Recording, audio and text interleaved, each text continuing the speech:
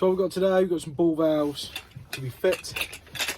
So when you're changing the ball valve, there's two different types. Part 1, part 2. What's the difference? Well, we'll have a look at part 1 first. So you can see the water comes from below and drips down. And then part 2, it comes up and over the top. So that's the only difference with these. I don't know if there's a massive difference with where they need to be fit. I think most people just have a preference, what they think's better. I just think part 2 is just a bit better. So first off, we've got to set these. So you can see there is a nut on here which will hold that ball valve in place, and you can put that wherever you want. You can also turn it left and right. Ball comes separately, exactly the same for both.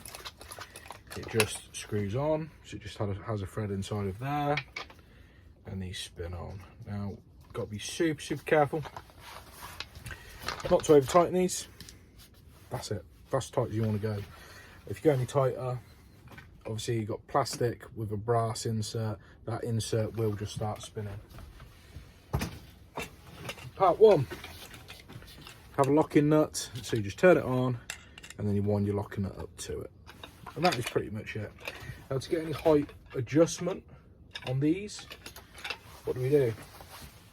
We get banister, we just bend it over. So simple as that with those. So let's have a look at the tanks. We've got F&E tank, little one for your heating. Just top up your radiator water. Then you've got your hot water. So this is a cold water storage tank, cold water that feeds your hot cylinder. And so you've got loads of bottles of inhibitor that have gone in there. Right, so first off we need to isolate the water. Oh, it's nice and wet.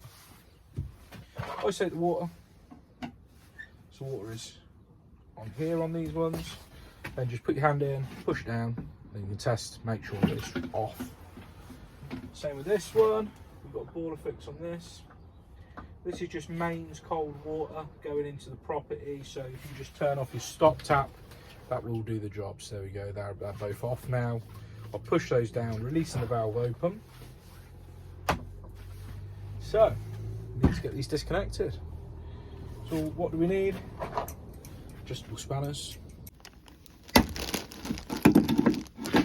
Now you can see this one's moving all over the shop. So how do we get around that? Well, gonna need 2 hands. Okay, now we've got 2 hands free. We're gonna get a pair of grips. So you can see if we can get the grips on the thread. Struggle there. So what I might have to do is get the grips on the valve inside. Let's see if we can do that. So get the grips on the body of the valve. Let's have a look. Come on. And hopefully, we should be able to undo this nut. Come on. Oh no, it's spinning independently of the valve. Right, so we've got the problem solver out the van. I'm going to just use a recip saw. We're going to cut this off.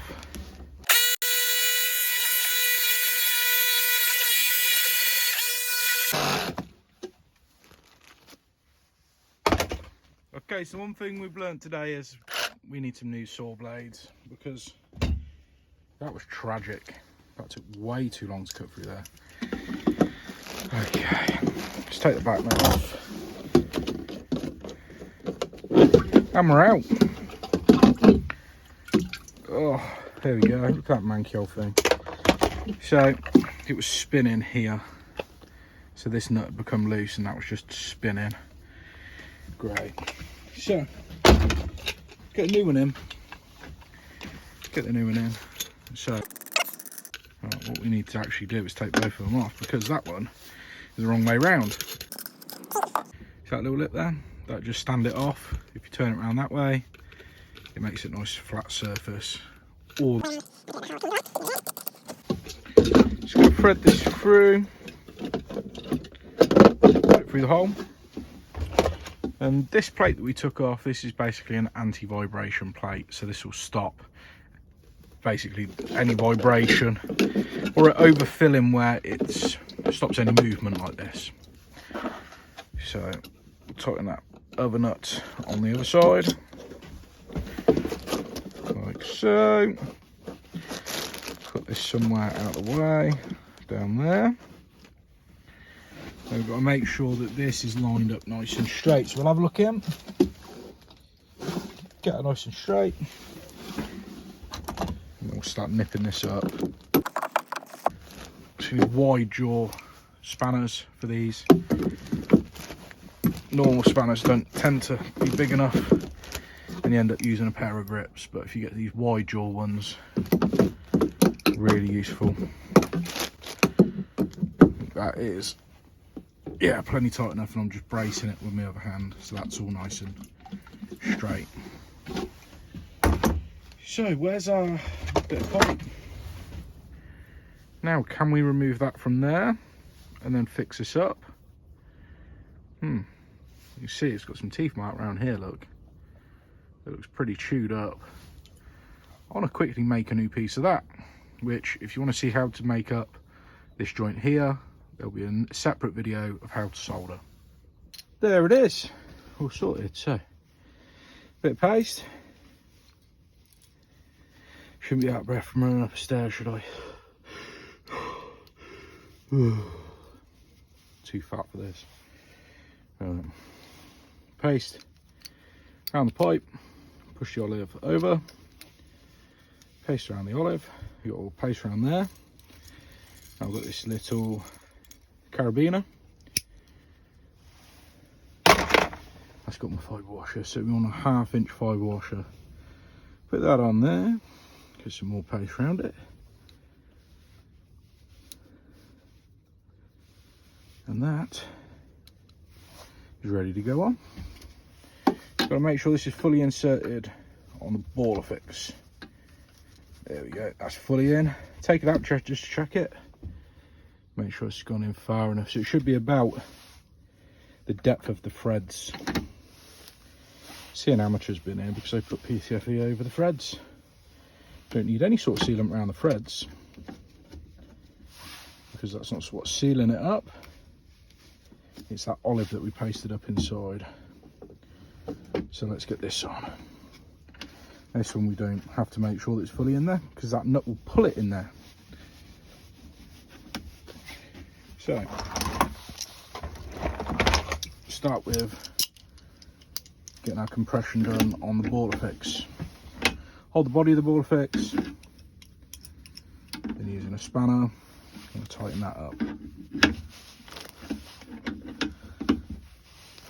And there we go, that's nice and tight. I want to tighten up these. I want to hold on to the threads if I can. Threads, not threads. And there we go, tighten that on there. Now to test it, get our screwdriver.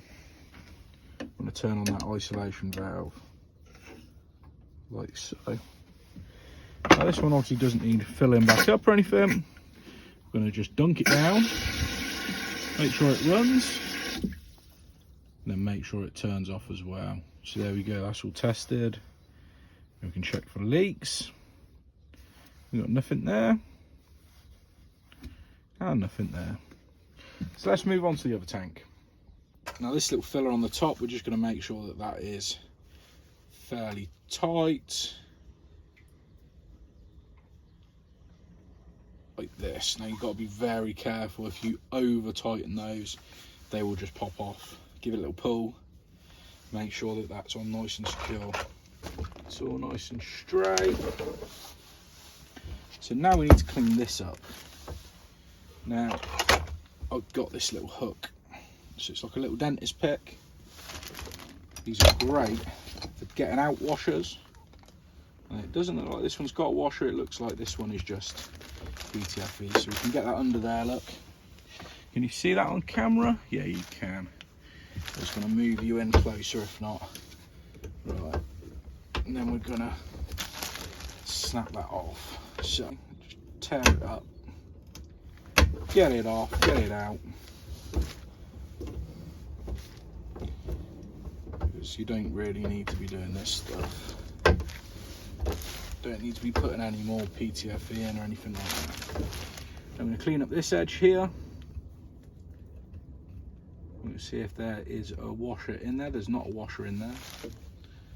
Okay. Right, so that's cleaned up pretty well. So what we're going to do is same thing again, bit of paste.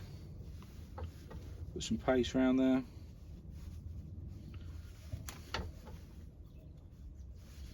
Like this. Get a little carabiner. I'm going to take off another 1/2 inch fibre washer.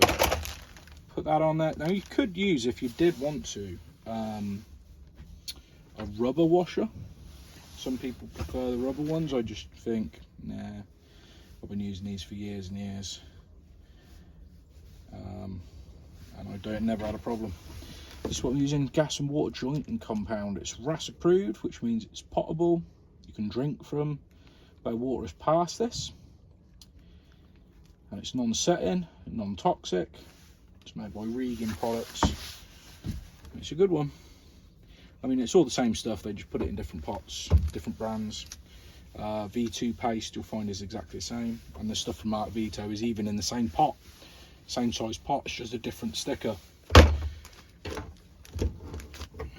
So you can get it from loads of places. Just jointing compound, it's all the same stuff. Right, so let's tighten this up. Yeah, and give it a little nip up. There we go.